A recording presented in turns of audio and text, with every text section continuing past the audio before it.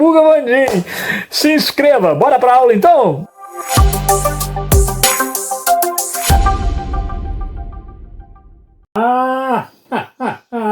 Olha você aí, olha o Vandinho aqui, olha a 26ª parte do nosso estudo sobre Brasil Colônia.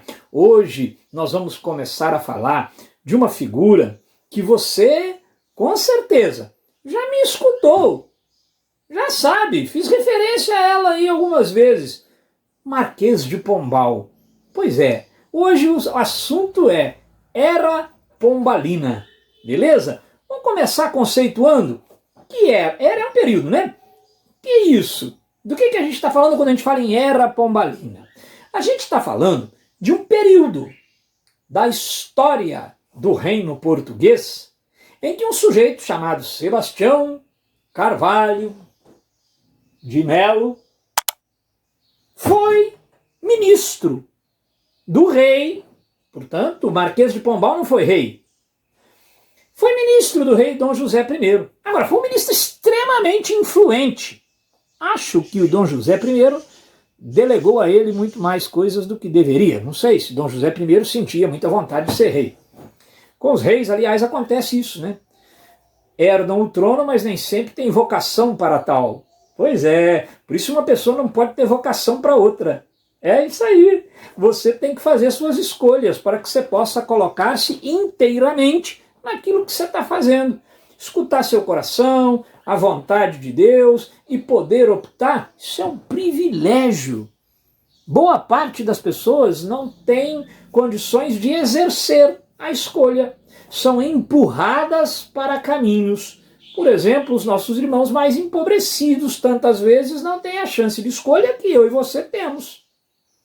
Outras vezes, como no caso das monarquias, eu não posso escolher ser ou não rei, não levo jeito para a coisa, mas a hereditariedade me impeliu a isso. Eu acho, os historiadores também, que Dom José I era um desses.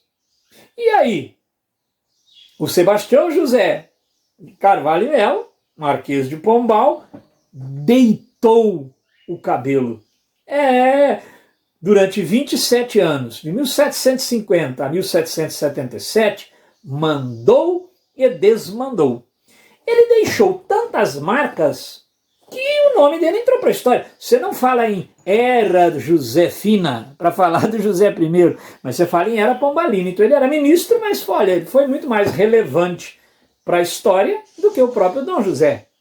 Então, Era Pombalina é isso aí. Período de 27 anos. 1750 a 1777. Qual é o contexto por detrás? Vandinho, como é que era esse tempo aí? Olha, primeiro, a gente vai ter que falar de uma matéria que, em tese, a gente ainda não estudou. Pode ser que você que está fazendo uma revisão para o Enem, acompanhando essas aulas, já tenha estudado e saiba melhor do que eu estou falando. Mas se você está no primeiro ano do ensino médio, você tem uma vaga lembrança. Isso ficou lá no fundamental e nem sempre você deixou que isso se consolidasse. Então pode ser que agora você fique um pouco perdido. Mas olha, o que estava acontecendo na Europa nessa época? O iluminismo. Era o auge desse movimento filosófico. O iluminismo, em síntese, porque a matéria agora não é iluminismo, em síntese, o iluminismo foi o quê? Um movimento filosófico contrário ao antigo regime, ao absolutismo e ao mercantilismo. É isso. Agora, curiosamente, esse movimento filosófico gerou uma adaptação um pouco cretina. Alguns monarcas fingiam concordar com o iluminismo, até tomavam algumas medidas que faziam com que eles parecessem iluministas, mas no fundo era só maquiagem. Esta maquiagem tem um nome: despotismo esclarecido. De onde vem a expressão? Despotismo vem de déspota, um tirano, um autoritário. Esclarecido vem de luzes, esclarecimento, iluminismo. Portanto, é contraditória a expressão. Como eu posso ser um tirano e flertar com um movimento que critica o absolutismo, a tirania dos reis? Despotismo esclarecido é uma expressão mais ou menos assim, um feio bonito, um gordo magro, um alto baixo. Não tem sentido ser déspota esclarecido. Por aí você vê. O Marquês de Pombal era um desses déspotas esclarecidos. Então deixa eu ver se eu entendi, Vandim. Um déspota esclarecido é uma pessoa que finge ser iluminista, finge ser contrário ao absolutismo e ao mercantilismo, mas no fundo faz igualzinho. É isso aí. É isso aí. Entendeu? Déspota esclarecido. É aquele sujeito que subtraiu do outro R$ 5, mas ajuda a procurar e ainda faz um discurso pela honestidade. É impossível essa sala aqui. Tem gente roubando. Esse é o déspota esclarecido. Ele fala, Marquês de Pombal é assim. Ele fala, não há mais espaço para o absolutismo. Mas as medidas tomadas por ele são medidas que tentam reforçar o poder de Dom José I, do Estado português. Beleza? Então, ligue sempre o nome de Marquês de Pombal ao despotismo esclarecido. Claro, você ainda terá aulas sobre iluminismo e despotismo esclarecido, com maior profundidade. Bom, é também um período que é o auge da economia mineradora, que era vital para a economia portuguesa. Você estudou economia mineradora, você sabe que em 1750, plim, as minas de ouro estão funcionando a pleno vapor, extraindo o melhor da terra. Tranquilo? Então, Marquês de Pombal, ele governou num período de economia ruim? Não, um período de ótima substância na economia. Tranquilinho? Maravilha. Vamos conversar então o seguinte. Quais são as características gerais do Marquês de Pombal? Foi um sujeito que tentou a todo custo consolidar o poder do Estado português, aumentar o poder do rei. Para isso, partia da seguinte convicção: é preciso reformular a administração das colônias. Por isso que na história do Brasil me interessa muito Era Pombalina, porque as medidas que ele tomou afetam extraordinariamente o Brasil. Nós vamos começar hoje e terminar no próximo encontro as medidas tomadas por Pombal. Vamos embora começar? Então vem comigo, hein? Não morra, minha filha. Ó, primeira medida, ele estimulou as manufaturas em Portugal e, em relação ao Brasil, reforçou o monopólio comercial português. Ok? Ah, então eu vi lá que ele estimulou as manufaturas no Brasil. Não, não necessariamente no Brasil. Pelo contrário, ele estimula as manufaturas em Portugal, ok? Beleza? Para que Portugal possa chuchar manufaturados aqui. E se a gente estiver preso ao monopólio, nós vamos ter que comprar os produtos ingleses. Claro que nessa coisa de manufatura você sabe que não tem como controlar. No Brasil acabava, mesmo com o Pacto Colonial, existindo uma outra manufatura aqui. Tá legal? Mas então tá, o Pombal, o cara que estimulou as manufaturas.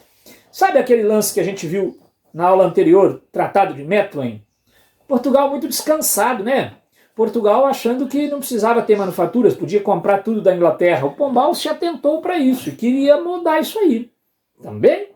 Outra coisa, ele extinguiu o sistema de capitanias hereditárias, montado lá no final do período pré-colonial, em 1534, pelo Martim Afonso de Souza, para colonizar o Brasil com dinheiro de particulares. O Pombal falou, olha gente, agora já está feito isso aí, vamos passar para uma próxima etapa, essa etapa já não é relevante mais, está extinto oficialmente esse papo de capitania hereditária, sesmaria, está extinto isso aí, tá legal? Isso já está consolidado, está feito. Ele proibiu o mingato. Quando você estudou um pouco dos nativos do Brasil, a gente falou disso, eu só estou recordando. O mingato era aquela mistura de línguas faladas aqui, por exemplo, pelos bandeirantes, que pouquíssimo falavam português. Marquês de Pombal proibiu. E disse, temos um idioma oficial que é o português. Proibir que as pessoas falem não significa impedir que elas falem. Concorda? É o famoso jeito brasileiro. Não pise na grama, é o que diz a placa. Mas nem tem grama mais em volta da placa de tanto que o povo está pisando. É aquelas fotos com aquela placa no meio do lixão escrito, não jogue lixo aqui. Entendeu? Pois é, proibia-se o engato, mas quem é que foi levar isso a sério? Outra coisa, ele que transfere a capital do Brasil de Salvador para o Rio de Janeiro. Você estudou isso comigo quando a gente falou das primeiras cidades. Você estudou isso comigo quando na mineração a gente falou da mudança do eixo econômico do Brasil. Só estamos recordando. Recordar é viver. Ah, Lani. Outra coisa.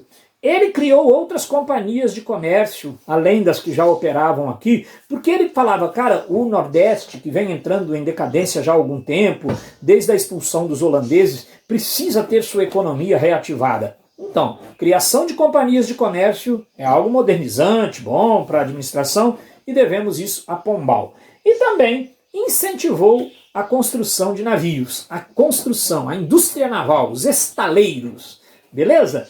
Vamos continuar depois falando do Marquês de Pombal. Vamos fazer uma pausinha aí, vai lá no banheiro, hein? Dá um xixizinho. É isso aí, toma uma água, um Roxfolle, come um chula-chula, que a gente retorna daqui a pouquinho. Força na peruca, que nós estamos precisando. Terminou de assistir? Gostou? Nem doeu, né? Então agora vai lá, se inscreva no nosso canal, espalhe a boa nova, vira e mexe, tem um vídeo novo por aqui. Se não tiver também, não te devo nenhuma satisfação, mas vai entrando aí que aparecem as coisas, tranquilo? Não passa aperto com história não. Vem pro Sabuga Vandim que aqui a gente sabuga. Se não for história, vai ter aqui. Se não for, a gente inventa pra ter aqui também. Abração, hein? Deixa o seu like aí, inscreva-se.